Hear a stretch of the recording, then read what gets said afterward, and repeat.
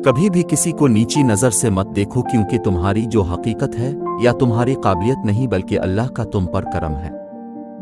जिंदगी बर्फ की तरह है, इसको अच्छे कामों में गुजार दो वरना पगुल तो रही है, खत्म भी हो जाएगी।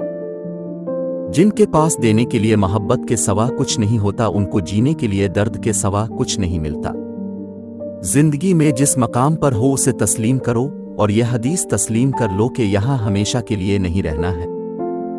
कोई कहता है दुनिया प्यार से चलती है, कोई कहता है दोस्ती से चलती है। जब आजमाया तो पता चला कि दुनिया से सिर्फ मतलब से चलती है। तुम दूसरों के रास्ते की रुकावटें दूर करते जाओ, तुम्हारी अपनी मंजिल का रास्ता आसान होता चला जाएगा। 4 चीज़ों को 4 चीज़ों से धोया करो, नमाज को जिक्र से, आँखों को उनसों से, गुनाहों को इस्तिग़फ़ार से, और दिल को खौफ खुदा से। 3 चीज़ों में कभी सर में महसूस मत करना, पुराने कपड़ों में, गरीब दोस्तों में, और बूढ़े माँ बाप